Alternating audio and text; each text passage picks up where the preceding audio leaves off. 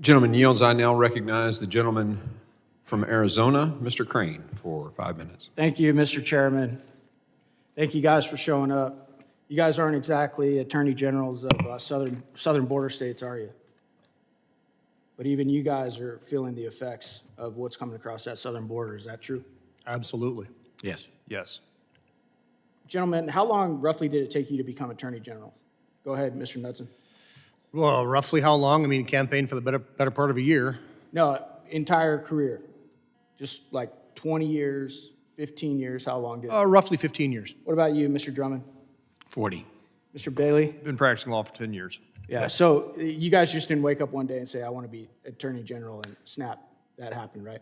I noticed that some of my colleagues on the other side of the aisle have been trying to diminish your qualifications. What's the primary responsibility of the federal government, Mr. Knudsen? Primary responsibility of the federal government is to carry out and execute the laws of the Congress. Yeah, is it to protect our unalienable God-given rights as well? Absolutely. What about, does our government have a responsibility to protect its citizens, Mr. Bailey? Yes. Are any of you guys familiar with Article 4, Section 4 of our Constitution, often called the Invasion Clause? Anybody? Yes. I'm going to read it real quick. The United States shall guarantee to every state in the Union a republican form of government and shall protect each of them against invasion. Now, there's arguments right now about whether or not this is an invasion, but it's tough to argue when you have the equivalent of a combat division size of illegals coming across our southern border. For those of you that don't know, that's 10,000 individuals every single day in invasion. And we've talked about what comes with those individuals from crime, the economic burdens on our citizens, the families being destroyed of fentanyl. You guys are all familiar with that. You guys see them every single day in your own states. Is that correct? Yes. Thank you. Are you guys aware of the job title of Alejandro Maryokas, Mr. Knudsen? His specific job title is Secretary of the Department of Homeland Security. Secretary of Homeland Security.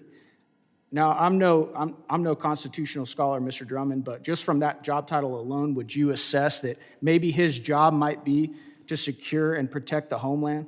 He has the duty to control and guard our homeland. Mr. Bailey, is Secretary Mayorkas doing that? He has abdicated his official legal responsibilities and his moral and ethical responsibilities to this nation. Mr. Knudsen, is he doing that? He absolutely is not. He is derelict in many of those duties. One of my colleagues talked about the difference between individuals crossing on the terror watch list between the Biden administration, Secretary Mayorkas, and the former administration. Those numbers were a stark contrast. Under the last administration, 14 individuals on the terror watch list came through, were encountered at that southern border. Under this administration, and we still have several months to go in this new year, already 300 individuals on the terror watch list. Are you gentlemen aware of how many individuals it took to pull off 9/11? Not 300. Yep, it was about 19. Does it concern you guys, as folks that are concerned with the security of citizens in your state, that something like that might happen in the United States of America or your state? Absolutely. Yes. Yes. You guys talked about it all day long, and I find it interesting that my colleagues on the other side of the aisle kept saying that we're grandstanding here, or we're just campaigning, or these are political differences. But you guys, all three of you, and we went over how long it took you to get in your positions. You guys are like the highest law enforcement officials in your state.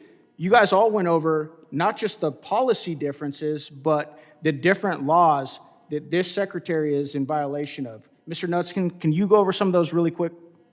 I absolutely can. I think the Secretary is clearly in violation of USC 8, Section 1225.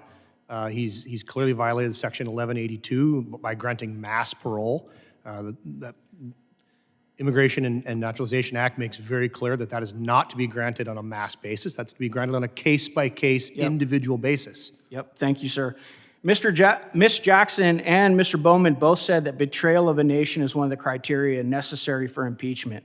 If allowing the equivalent of an army division of illegals coming across the southern border on a daily basis, causing the deaths of hundreds of thousands due to fentanyl every single, about 100,000 every year, enabling the sex trade in this country, along with the importation of thousands of MS-13 gang members, causing the encounters of individuals on the terror watch list to go from 14 under the last administration to 300 on this this administration, lying to Congress about having operational control, costing the American taxpayers hundreds of billions of dollars for housing and care for these illegals, and more than 24,000 people from the Republic of China coming across our southern border in this last year alone. If those aren't betrayal to a nation, I don't know what is. Thank you, gentlemen, for your time. Mr. Chairman, I yield back. The gentleman